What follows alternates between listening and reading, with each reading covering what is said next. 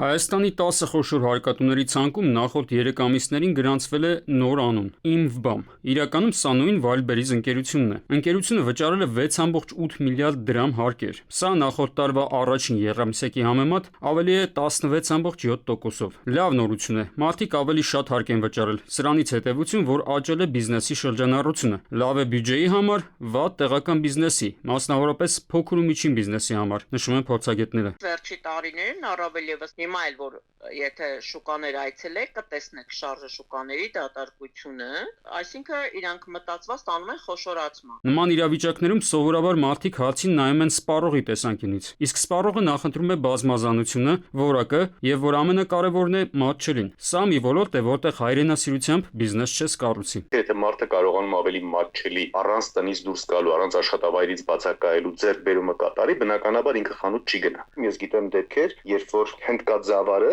մարդիկ պատվիրում են Wildberries-ով կամ այլ on-line հարթակներով, բայց խանութ չեն գնում։ Գնում է տեղական խանութ հագուստի, մարդը իր չափսերով փորձարկումը կատարում է, գնում on-line պատվերը տալիս է։ Փոքր ու միջին բիզնեսի ներկայացուցիչները սակայն վստահեցնում են, որ հացն այստեղ անհավասար պայմաններն են իրենց եւ on-line առևտրի հարթակների միջև։ Խոսքը միայն տեղի եւ նյութատեխնիկական բազայի վրա ծախսվող գումարները չեն։ Հարկային քաղաքականությունը եւս հօգուտ on-line հարթակների է աշխատում։ Երբ որ ինքը Ռուսաստանից ներմուծում է ապրանք, ասինքն պատվերը տալիս են Ռուսաստանից է գալի, բնականաբար այնտեղ չի մուծում, որտեվ անհատական է գալի ապրանքը։ Բնականա Ռուսաստանից ներմուծողին արդեն կոնկուրենտ է դառնում։ Ցանկացած պարագայում վճարում է ՓՄԶ-ն, իսկ իրանք չեն վճարում։ Արդեն ըստեղ գների տարբերություն է լինում։ ՓՄԶ-ները աշխատում են բացառապես մարզերի հաշվին։ Մարզերում, քանի որ կա ինտերնետի հասանելիության խնդիր, դեռևս հարթակներից օգտվելու դժվարություններ, բարդություններ, դեռևս սպառողների մի հատված կա, որոնք որ սովորիթի ուժով բացառապես օֆլայն առևտուրն են նախընտրում, օրինակ տատիկ-պապիկները երբևէ չեն գնա Wildberries-ից